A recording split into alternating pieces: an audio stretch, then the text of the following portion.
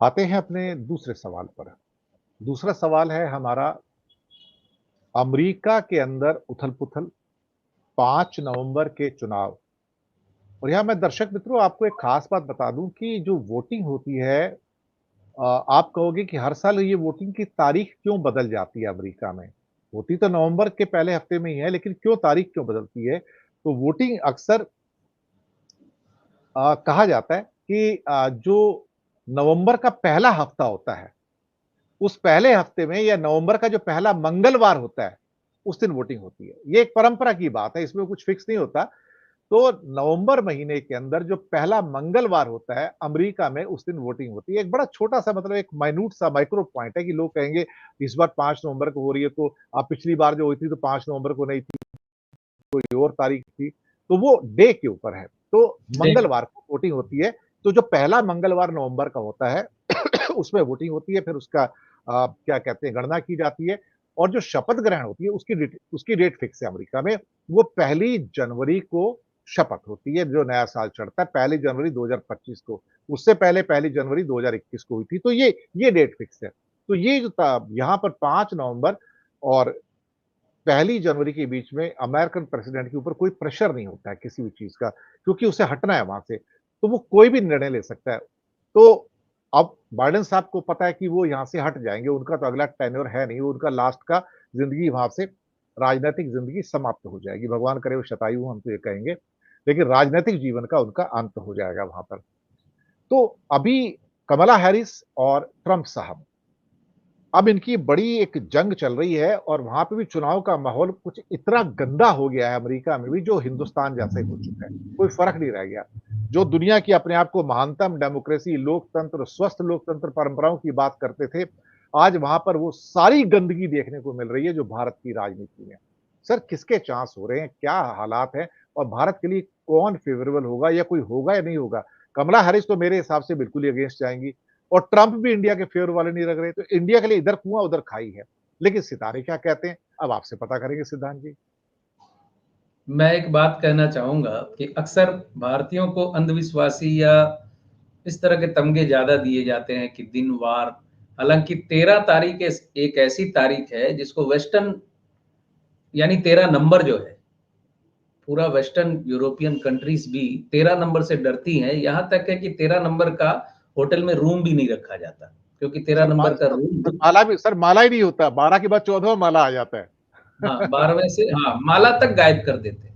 जी। और अभी जो आपने कही कि नवंबर के पहले मंगलवार को उनकी वोटिंग होती है, तारीख फिक्स नहीं है लेकिन नवंबर का पहला मंगलवार, तो यहाँ भी कुछ ना कुछ सुपरस्टिशियसनेस तो वहां भी है ना, हमें ही क्यों दोष दिया जाता है हर जगह पे। खैर ये अलग मुद्दा है, ये अलग मुद्दा है।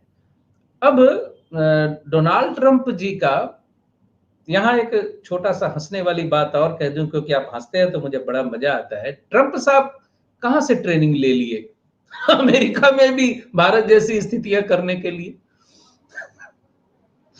ये मुझे अब हास्यकर बात लग रही। खैर, ट्रंप साहब की जो कुंडली है सर, ये 14 जून 1946 शुक्रवार की कुंडली है। 10:54 जमैका यूएसए, सिंह लगन और वृश्चिक राशि है उनकी। और इस वक्त उनको चल रही है जुपिटर में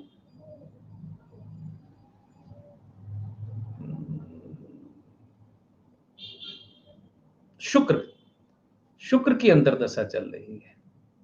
बृहस्पति में इस वक्त उनको शुक्र की अंतर्दशा चल रही है। सिंह लगन, लग्न में मंगल बैठा है इनका, और शुक्र इनका कर्क में 2 डिग्री का है, और चलित में जाहिर है शुक्र एकादश में आ गया है। पिछली बार दर्शक मित्रों को मैं बताना चाहूंगा कि पिछली बार जब ट्रंप चुनाव में खड़े हुए थे और दूसरी बार जीतने की उनकी संभावना बहुत प्रबल हो गई थी, और अब की बार ट्रंप सरकार का नारा वहां फिर लग गया था। उस वक्त मैंने ये फलादेश किया था कि डोनाल्ड ट्रंप चुनाव नहीं जीतेंगे, जबकि यहाँ यज्ञ हो रहे थे भारतवर्ष में उनको जिताने के लिए, और ज्यादातर लोगों ने उनकी जीत की भविष्यवाणी भी कर दी थी। तो ट्रंप साहब नहीं जीतेंगे, ये मैंने बड़ा क्लियर कट कहा था, मेरे चैनल पे वो वीडियो पड़ा हुआ है। इस बार की जो स्थिति है ट्रंप साहब के चुनावों में, ट्रंप साहब की कुंडली के अनुसार डोनाल्ड ट्रंप जी की जीत की संभावना इस बार ज्यादा है। क्षमा के साथ कहना चाहूंगा दर्शकों को भी और वोहरा सर को भी, हिलेरी क्लिंटन की डिटेल मेरे पास है नहीं। और दो कैंडिडेट में जब लड़ाई होती है, बिल्कुल कमला हैरिस सर, कमला हैरिस। सॉरी कमला हैरिस, हिलेरी क्लिंटन शायद पिछली बार कोई उनका नाम आया। लेकिन यहाँ पे एक पॉइंट और भी है, अमेरिका ने आज तक किसी महिला को राष्ट्रपति के रूप में चुना भी नहीं है।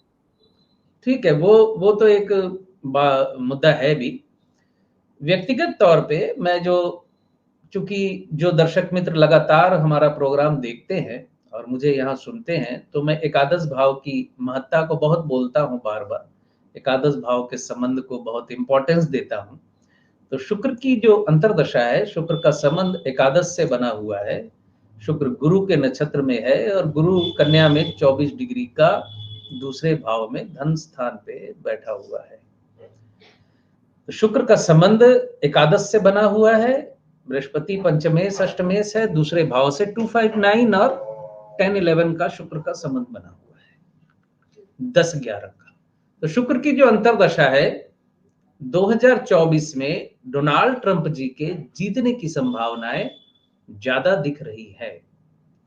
अगर कमला हैरिस की डिटेल मेरे पास होती तो मैं ज्यादा जोर के साथ, मैंने ज्यादा कॉन्फिडेंस के साथ ये बता पाता कि ट्रंप जी ही जीतेंगे या कमला हैरिस जी ही जीतेंगे, क्योंकि यहां एक व्यक्ति की कुंडली है नहीं, लेकिन जिसकी है वो कुंडली सफलता दिखा रही है इस वक्त, इसमें कोई संदेह नहीं। जी, ये बिल्कुल स्पष्ट बता रहा हूं। चलिए।